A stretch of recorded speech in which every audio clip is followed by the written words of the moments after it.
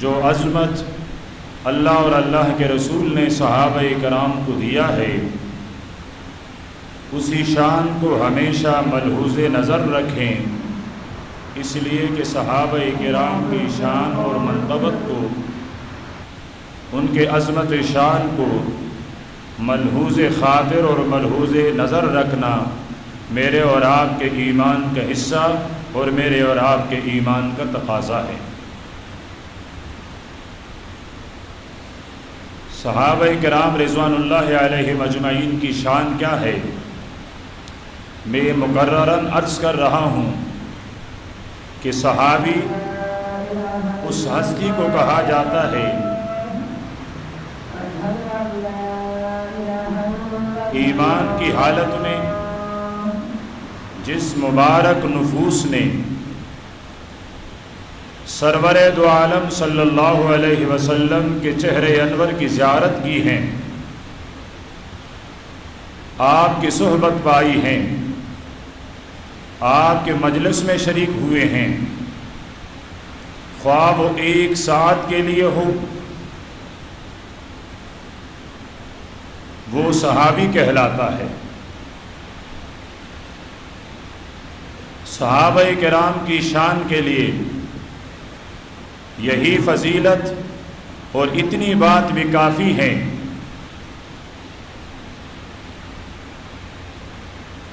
کہ صحابہ کرام کی آنکھوں نے، ان کی نظر نے اس مبارک چہرے کی زیارت کی ہے جس مبارک چہرے کے متعلق خود اللہ پاک فرماتے ہیں، میرے محبوب قد نرا تقلب وجہک فی السماء، ہم نے آپ کے بار بار چہرے انور کا آسمان کی طرف اٹھاتے ہوئے دیکھا۔ ہمیں معلوم ہے کہ آپ بار بار آسمان کی طرف اپنے چہرے کو اس لیے اٹھاتے ہیں، آپ کے نگاہیں بار بار آسمان کی طرف اس لیے بلند ہوتی ہیں کہ فَلَنُوَلِّيَنَّكَ قِبْلَةً تَرْضَاهَا، کہ ہم تمہیں دوبارہ اس قبلے کی طرف پہر دیں جس کو آپ قبلے کے طور پر پسند کرتے ہیں۔ آپ چاہتے ہیں کہ میرا قبلہ پھر سے بیت اللہ ہو جائے۔ بار بار آپ آسمانوں کی طرف جب نگاہ اٹھا کر دیکھتے ہیں تو آپ کے اس نگاہ اور چہرے کے اٹھنے کا مقصد بھی یہی ہوتا ہے کہ میرے رب کو میرے اوپر ترس آئے، میرا رب رحمت کی نگاہ ڈالتے ہوئے دوبارہ میرے قبلے کو تبدیل کر کے بیت المقدس کے بجائے پھر سے بیت اللہ بنا دیں۔ فرمائے محبوبم، ہم نے آپ کے اس چہرے کی لاج رکھی، دوبارہ بار بار آسمان کی طرف دیکھنے کی لاج رکھتے ہوئے ہم نے تمہیں حکم دیا فَوَلِّ وَجْهَكَ شَطْرَ الْمَسْجِدِ الْحَرَامِ، کہ اپنے چہرے کو اب قیامت کے صبح تک ہمیشہ ہمیشہ کے لیے اب مسجد حرام اور قبلے کی طرف پہر لے۔ وہ جس چہرے کی وجہ سے میرے رب قبلے تبدیل کیا کرتا تھا، صحابہ کرام کو یہ اعزاز حاصل ہے کہ انہوں نے اس چہرے کی زیارت کی ہے، انہوں نے اس چہرے کی دیدار کی ہے۔ میرے صحابہ کے لیے اگر قرآن پاک کی کوئی ایک آیت بھی نہ اترتی، میرے پیغمبر اپنے صحابہ کے فضیلت کے متعلق کوئی ایک جملہ بھی ارشاد نہ فرماتا، پھر بھی میرے صحابہ کے لیے یہی بات سب سے زیادہ عظمت والی ہوتی کہ انہوں نے میرے محبوب کے چہرے انور کی زیارت کی ہے۔ کون سا چہرہ؟ مدینہ منورہ میں یہودیوں کے 12 علماء ہیں۔ اللہ کے نبی نے فرمایا اگر یہ 12 یہودی میرے نبوت کو تسلیم کر لیں، میرے رسالت پر ایمان لے آئے، میں آمنہ کا لال قسم اٹھا کر کہتا ہوں کہ قیامت کے صبح تک دنیا سے یہودیت ختم ہو جائے گی۔ ان 12 رہبان، ان 12 علماء میں سے ایک نام ہے حضرت عبداللہ ابن سلام رضی اللہ تعالی عنہ کا۔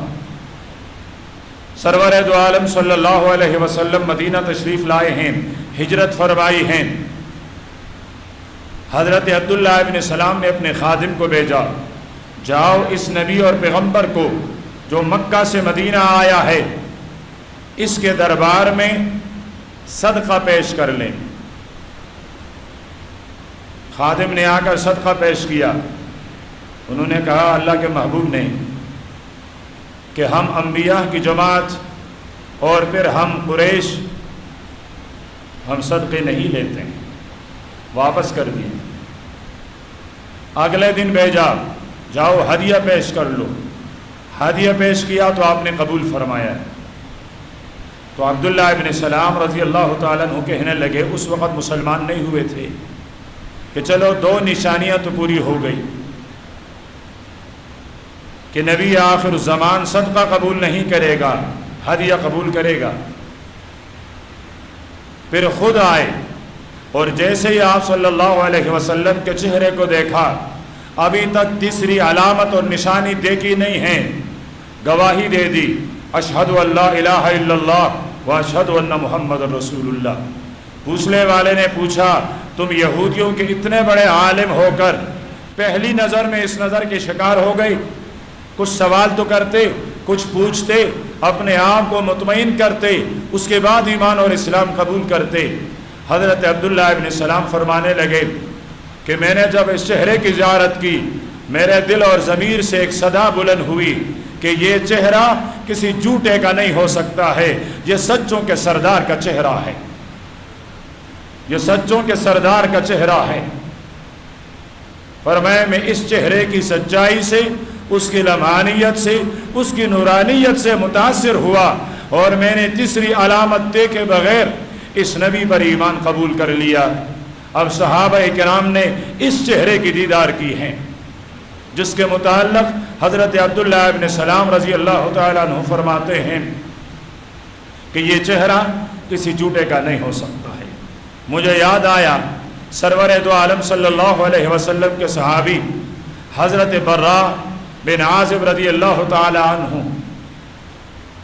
چاندنی رات ہے، سرور دو عالم صلی اللہ علیہ وسلم صحن میں تشریف فرما ہیں۔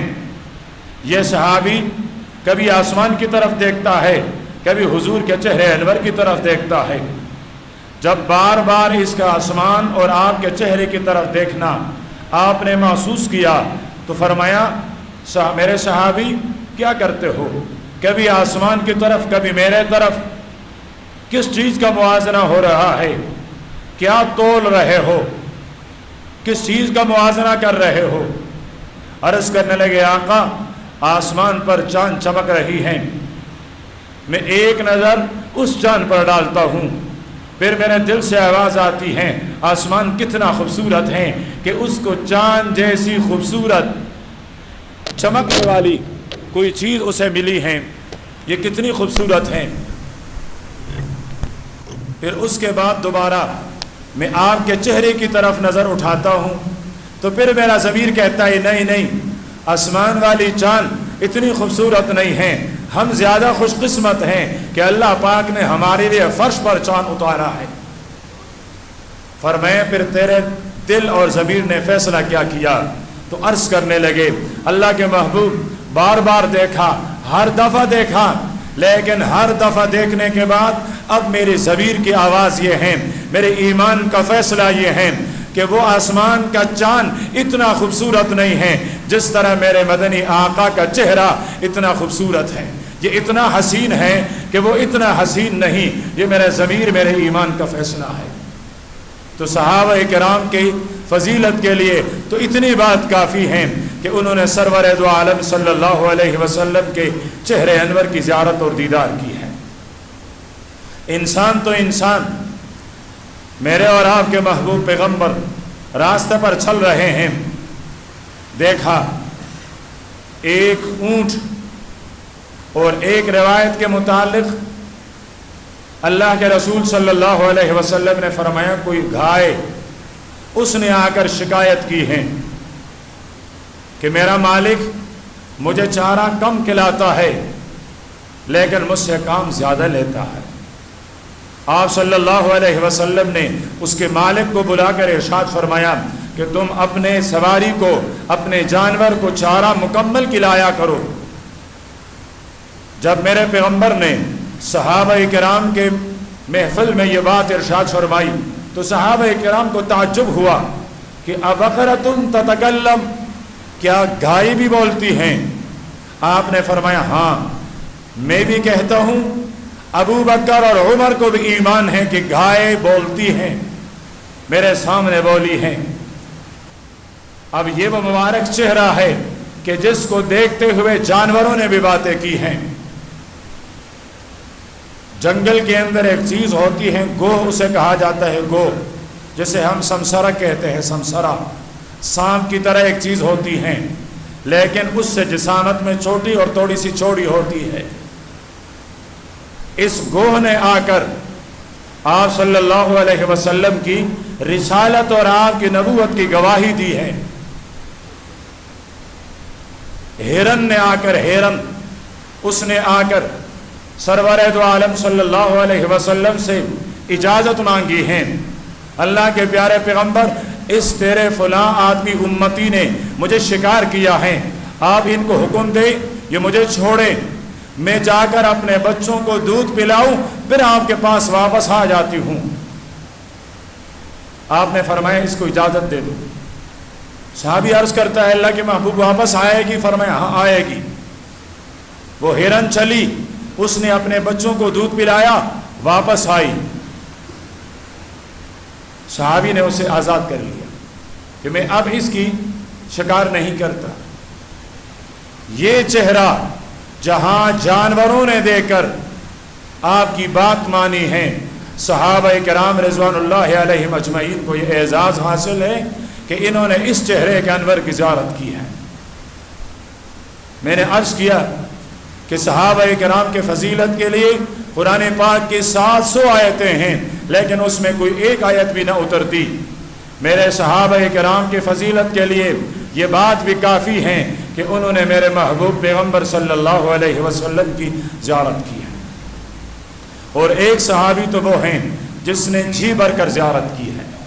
صحابہ کرام فرماتے ہیں پیارے پیغمبر کے چہرے کا رعب اتنا زیادہ تھا کہ اگر اللہ کے نبی ہمیں دیکھیں تو ہم آپ کے چہرے کی طرف نہیں دیکھ سکتے تھے، آپ کسی اور طرف متوجہ ہو جاتے، پھر ہم آپ کے رخساروں کی طرف دیکھتے، پھر آپ کے چہرے انور کی زیارت کرتے۔ صحابہ کرام کی صف میں 1,24,000 صحابہ، ان 1,24,000 صحابہ میں ایک صحابی ہیں جس نے میرے پیغمبر کے چہرے کی زیارت کی اور جی بھر کے دیکھا، جی بھر کے دیکھا۔ ہے قربان جاؤں اس صحابی کے شرف پر، اس کی منزلت پر، اس کے مقام پر۔ کس اونچے شان کا مالک ہیں جس نے میرے پیغمبر کا چہرہ دیکھا اور آنکھیں ٹھنڈی کی۔ غار کے اندھیرے میں، غار کے تنہائی میں میرے محبوب سے عرض کرتے ہیں آپ تک گئے ہوں گے، ہے قربان جاؤں، پوری پہاڑی میرے پیغمبر کو کندھوں پر اٹھا کر چڑھے ہیں۔ آج میرا نوجوان، بزرگ نہیں، میرا نوجوان وہاں نہیں چڑھ سکتا ہے، بڑے مشکل سے چڑھتا ہے انسان، وہ اکیلے نہیں، 52 سال کے بوڑھے کو اپنے کندھوں پہ اٹھا کر پوری پہاڑی چڑھا ہے، اور چڑھنے کے بعد یہ نہیں فرمایا کہ محبوب تھوڑا سا مجھے آرام تو کرنے دو، سانس تو لینے دو، پسینہ تو خشک ہونے دو، نہیں، غار کو صاف کیا ہے، عرض کرنے لگتے ہیں میرے آقا اب تک گئے ہیں، رات میں چلے ہیں آپ میرے گود میں سر رکھ کر آرام کیجیے۔ سرور دو عالم صلی اللہ علیہ وسلم نے اس کے گود میں سر رکھا اور محو استراحت ہے۔ کیا خوب فرمایا علامہ ابن حجر رحمۃ اللہ علیہ نے، فرمایا جب پیارے پیغمبر نے اس صحابی کے گود میں سر رکھا، ایسا لگ رہا تھا گویا کہ رحل کے اندر قرآن پاک کھلا ہوا ہو۔ ایک یہ قرآن پاک، ایک میرے محبوب کا چہرہ اب اس صحابی نے پڑھنا شروع کیا ہے۔ رخسار کیسے تھے، آنکھیں کیسی تھیں، جبین کیسا تھا، ناک مبارک کیسی تھی، آپ کے زلفیں کیسی تھیں۔ اس دوران ضرور ان کے آنکھوں، ان کے ہاتھوں نے، ان کے پوروں نے، انگلیوں کے سروں نے ان زلفوں کے پر ہاتھ رکھ کر ان کے ساتھ کھیلا بھی ہوگا۔ جب محبوب گود میں سو رہا ہو پھر آدمی کو کیا چاہیے ہوتا ہے؟ جب محبوب گود میں سو رہا ہو، زلفیں بکھری ہوئی ہو، ذرا سوچے تو صحیح اس وقت محبت کا عالم کیا ہوتا ہے۔ ہائے قربان جاؤں، یہ صحابی کوئی اور نہیں، یہ نبیوں کے بعد تمام کائنات کی سب سے افضل ترین ہستی سیدنا ابی بکر الصدیق ہیں رضی اللہ تعالی عنہ، کہ اس صحابی نے میرے پیغمبر کے چہرے انور کی زیارت کی، لیکن زیارت نہیں کی، اس نے میرے پیغمبر کے چہرے کا مطالعہ کیا، پڑھا، پرکھا، بار بار پڑھا اور پڑھتے گئے، اتنے میں ایک سانپ پایا، سانپ اس نے ڈسا، معلوم ہوا یہ سانپ اس وقت موجود تھا تو اس کی ذریت، اس کی اولاد آج بھی دنیا میں موجود ہے، جو میرے ابو بکر کے کردار پر آج بھی حملہ کرتے ہیں، جو اس کے کردار کو آج بھی ڈس رہے ہیں۔ لیکن ان سانپ کی اولادوں سے اتنا عرض کروں کہ اس وقت بھی حضرت ابو بکر کے شان میں کوئی کمی نہیں آئی، اس سانپ نے بھی حضرت ابو بکر کو ڈھسا تو حوصلہ افزائی میرے نبی نے فرمائی۔ اور آج بھی اگر تم حضرت ابو بکر کے کردار پر حملہ کرو گے تو میرے پیغمبر کے امتی، صحابہ کرام کے وارث، حضرت ابو بکر کے وارث آج بھی میدان میں ہوں گے، وہ آج بھی بتائیں گے کہ حضرت ابو بکر کے اس حفاظت، اس عظمت، اس کی حفاظت کے لیے آج بھی ہم میدان میں موجود ہیں۔ اور کسی مومن کے لیے سب سے قیمتی سرمایہ یہی ہوتا ہے کہ وہ صحابہ کرام کی شان پر قربان ہو جائے۔ ہم نے یہاں دیکھا لوگ اپنے باپ کے عزت پر قربان ہوتے ہیں، لوگ اپنی ماں کی عزت پر قربان ہوتے ہیں، لوگ اپنے خاندان کی عزت پر قربان ہوتے ہیں، دنیا اس کو یاد کرتی ہے، فخر کرتی ہے، شاباش دیتے ہیں، کتنا پیارا اور اچھا نوجوان تھا، کتنا جری اور بہادر تھا، باپ کی عزت پر، دادا کی عزت پر، ماں کی عزت پر، خاندان کی عزت پر قربان ہوا۔ اس بیٹے کی شان کا کیا عالم ہوگا جو اپنے باپ دادے پر نہیں، جو کائنات کے افضل ترین ہستی حضرت ابو بکر کے عزت پر اپنے آپ کو قربان کرے گا۔ اور اس کے لیے ہر مسلمان تیار ہیں، ہر مسلمان اس کے ایمان کا تقاضا ہے۔ اس لیے میرا عرض یہ ہے کہ سانپ کے اولاد حضرت ابو بکر کے نسل کو نہ چھیڑے، حضرت ابو بکر کے روحانی نسل کو نہ چھیڑے۔ ہاں، ان کا کام زہر پہلانا ہے، پہلائے جہاں پہلائے، ہمیں گالیاں دے، ہمارے ماں باپ کو گالیاں دیں، ہمارے خاندان کو گالیاں دیں، کوئی پرواہ نہیں، برداشت کر لیتے ہیں، ہماری کوئی عزت نہیں، ہماری کوئی اوقات نہیں، لیکن صحابہ کرام ہماری ایمان ہیں، صحابہ کرام ہماری شان ہیں، صحابہ کرام ہماری آبرو ہیں، صحابہ کرام ہماری عزت ہیں۔ آج اگر میرے اور آپ کے سامنے رب کا کلام کھلا ہوا ہے تو سفیر صحابہ کرام ہیں، اللہ پاک نے شریعت دی ہیں، براہ راست نہیں دی، کوئی بھی حکم اللہ پاک نے براہ راست مجھے اور آپ تک نہیں دیا، کسی بھی امت کو عطا نہیں کیا، بلکہ ہر امت کو دین ملا ہے اس پیغمبر کے واسطے سے۔ وہ پیغمبر میرا رب کا قاصد ہوتا ہے، وہ پیغمبر میرے رب کا سفیر ہوتا ہے، وہ پیغمبر میرا رب کا پیغام لانے والا ہوتا ہے۔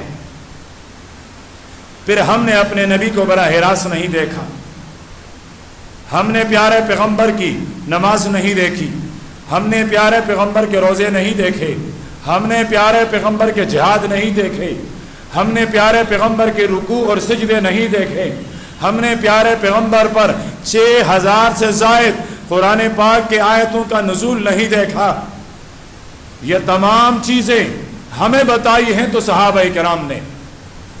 اب امت کے لیے سفیر قاصد وہ صحابہ کرام ہیں۔ اگر کوئی انسان یہ دعویٰ کرے میں مومن ہوں اور وہ اللہ کے انبیاء کا انکار کریں تو کیسا مومن ہوگا؟ بن سکتا ہے وہ مومن؟ اس لیے کہ اللہ پاک نے براہ راست کوئی حکم نہیں دیا، حکم دیا تو نبی کے واسطے سے دیا ہے۔ نبی مانو گے تو اللہ پر ایمان ہوگا، نبی نہیں مانو گے تو اللہ پر بھی ایمان نہیں ہوگا۔